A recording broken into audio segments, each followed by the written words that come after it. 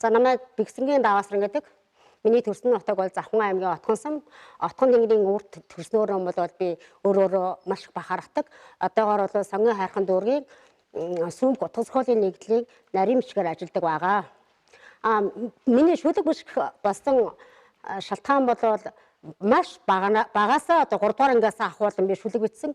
Санжийн хүрвийн шав гэдгээр юм бол би өөрөөрөө бахархдаг. Тэр том өндөр босготой хүний нэрийг өнөөдөр энд ингээд урсаа сууж байгаа маань бас шүлэг бичих болсон шалтгаан юм байнамаа. Би ер нь тийм аав амьтаа охин байсан л да. Ер нь аавтайгаа ер нь их ойр дотн өссөн. Аав маань намайг маш мундаг охин болно, миний охин гэж боддог байсан. Тэгээд намайг 10 дугаар анги төгсөж явахт л аав маань биеийн таархан эмнэлэгт байсан. Тэгээд багшийн дээд сургууль хаана байдгийг, Монгол Улсын их сургууль хаана байдгийг, миний охин аль сургуульд ирэх бол гэж аягүйх боддог байсан. Тэгээд би яг тэр конкурсоор ороод л сургууль авч чадаагүй. Тэгээ аавынхаа хүсэл мөрөөдлийг өнөөдрийг хүртэл ингэж хазаарлсан юм шиг. Аавынхаа хүсэл мөрөөдлийн түүчээ болж явж чадаагүй даа айгүй харамсдаг. Тэгээд аавдаа зориулаад нэг шүлэг бичсэн байгаа. Тэгээд тэрнийг уншия. Нутгаа зориагүй аав минь.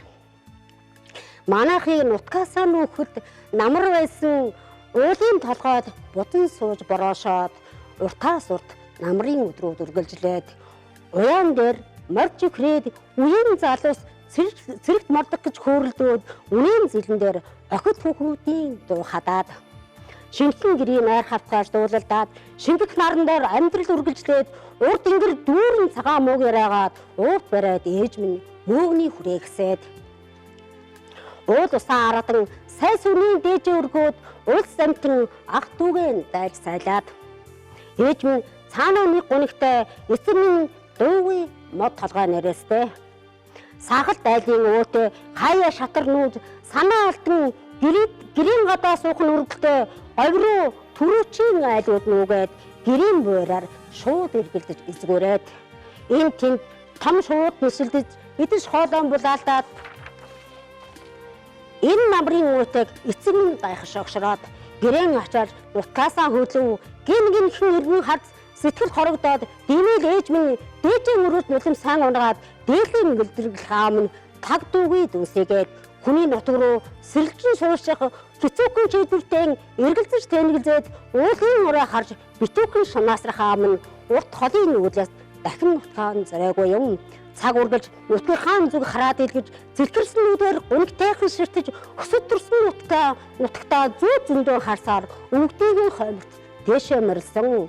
Цагаан ууландан очсон байхаа сэтгэлийн гүйцэд царгийн цэцэг ишинтэн туйлцгыг тэнгэрээс харж эргэж очих хүслэн биелсэн байх их газартаа өмнөрийг нь өөртөө шингээ нойрсож буй байхаа.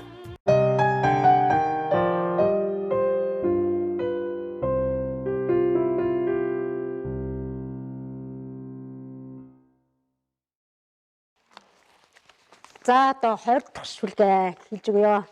20 дахь шүлэг маань болох дээр би Сэртэнгийн зохио гэдэг газар төрсэн байгаа. Тэр нь болох дээр Завхан аймгийн Отгон сумын Бадралд баригад Говьалтай аймгийн Гуйлангийн талтай үргэлжилсэн ийм залгаа нутаг байгаа. Тэгээд ийм намуухан сайхан говь нутгийн тийм ийм зохионы өвөр төрсэн. Тэгээд төрсэн газраа бол одоо очих маш их хүсэлтэй. Төрсөн нутагтаа очиж төрсэн газраа хөрвөнө гэж бодож байгаа. 2024 онд нутагтаа Дамтынхаа 100 жилээр очино. Тэгээд Сэртэнгийн зохио гэдэг төрсэн газраа хөрвөөх хүсэлтэй байгаа тэр шүлгээ уншиж өгье. Сэртэнгийн зохио. Зудын жил зутруухан хавар сөөжгээ түшээд шинхэн дэр нэралсан хөх хөткөн дотор хорголт наалж уйсаар хурцэнгийн галтай дулаахан гэрт мэндэлсэн ингэж би хүмүүний орчлонд ирсэн ингэн болоотой гагирхан хавар ингрээс нь асарх цагаан сүгэн хөхөж ичи аавда ууган охин болж ирсэн.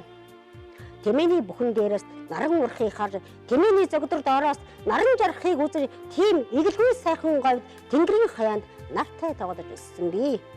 Нэхий үлгэд сүлх хөгж бомболзаад нэрмгийн үнэртэй гэрийн хойморт эвэр угжаар хөөрөлсөн сууж ишиг хурган тоглож өссөн юм. Ярих хэлэх уйлах нь солонгын өнгөөр гიშгтэй явах суух алхах нь яваагийн нутгийн салхитай сар наацсан говийн гэрийн хойморт Сэртэнгийн зохионд төрсөн юм. Сэмэртлээ санах нутаг нь сэтгэлийн минь үзүүрт баяатай. За баярлалаа. Та бүхэндээ энэ өдрийг сайхан өнгөрүүлээрэй гэж хүсье.